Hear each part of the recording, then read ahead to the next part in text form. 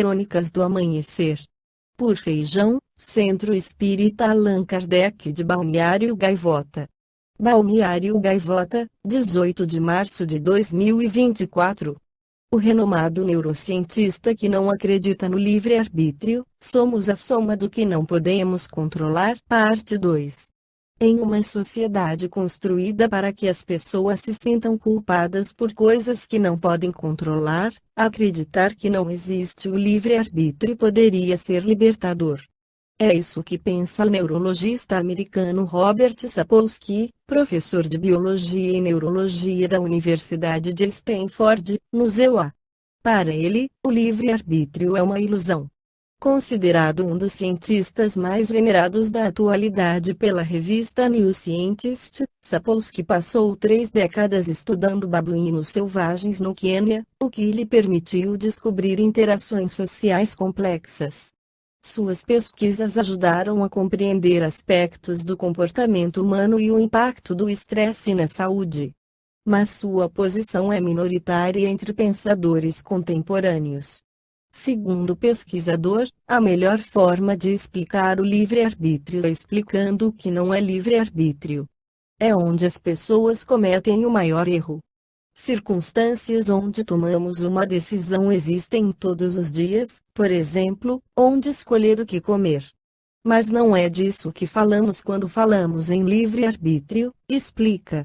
Para tomar uma decisão, estamos conscientes, temos uma intenção e agimos em conformidade.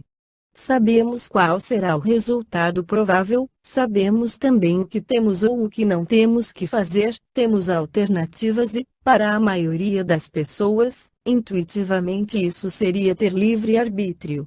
Sapolsky propõe que quando nosso cérebro gera um comportamento particular, ele é determinado por algo que aconteceu pouco antes, que por sua vez é determinado por algo que existia antes disso, numa longa cadeia. Para mim, é como se cada momento fosse resultado do que veio antes, afirma ele, explicando o que é determinismo. Este é um mundo em que não há nada que aconteça sem explicação, sem um precedente. O que aconteceu, aconteceu por causa do que aconteceu antes. Isso se aplica a todos os mecanismos que nos tornam quem somos. Sapolsky parou de acreditar no livre-arbítrio quando era adolescente. Também no Livro dos Espíritos Allan Kardec esclarece sobre o móvel das ações humanas na questão 872.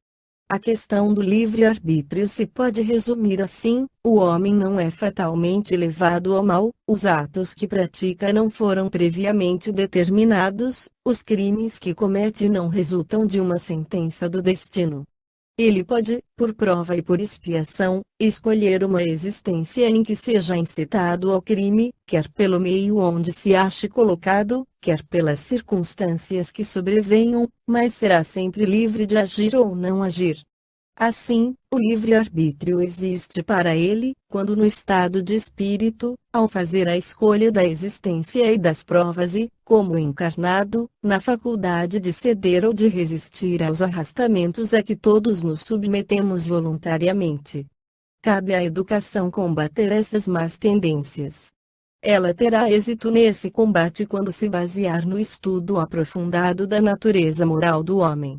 Pelo conhecimento das leis que regem essa natureza moral, chegar-se-á a modificá-la, como se modifica a inteligência pela instrução e o temperamento pela higiene.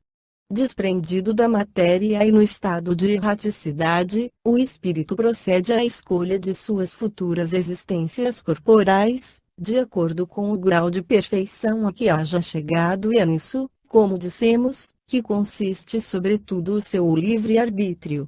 Essa liberdade, a encarnação não anula. Se ele cede à influência da matéria, é que sucumbe nas provas que por si mesmo escolheu. Para ter quem o ajude a vencê-las, concedido-lhe é invocar a assistência de Deus e dos Espíritos bons. 337. Sem o livre-arbítrio o homem não teria nem culpa por praticar o mal, nem mérito em praticar o bem. Isto a tal ponto está reconhecido que, no mundo, a censura ou o elogio são feitos à intenção, isto é, à vontade. Ora, quem diz vontade diz liberdade.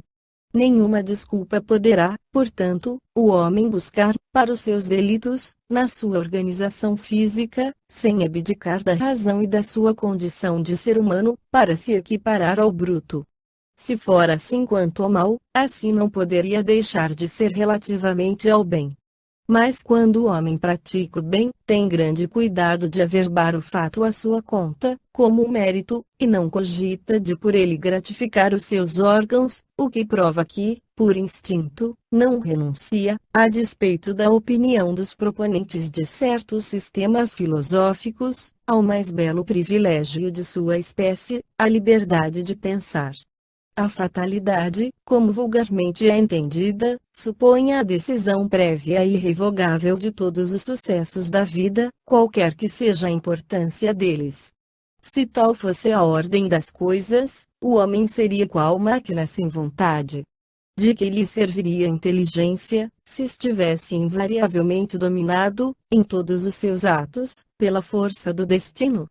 Semelhante doutrina, se verdadeira, conteria a destruição de toda a liberdade moral, já não haveria para o homem responsabilidade, nem, por conseguinte, bem, nem mal, crimes ou virtudes.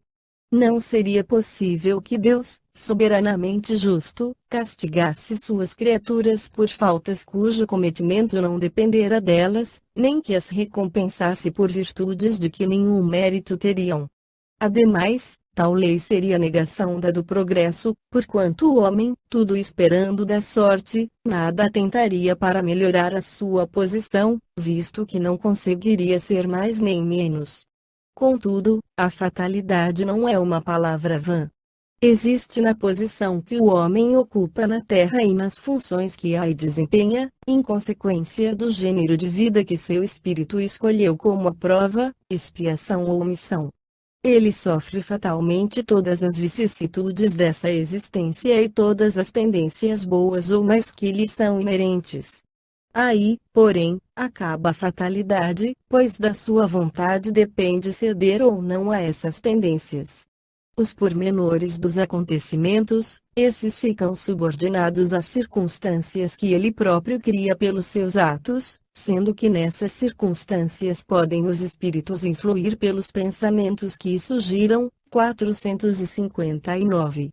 A fatalidade, portanto, está nos acontecimentos que se apresentam, por serem estes consequência da escolha que o espírito fez da sua existência de homem. Pode deixar de haver fatalidade no resultado de tais acontecimentos, visto ser possível ao homem, pela sua prudência, modificar-lhes o curso. Nunca há fatalidade nos atos da vida moral. Esta foi a crônica do amanhecer de 18 de março de 2024. Por Alfredo Feijão Lopes.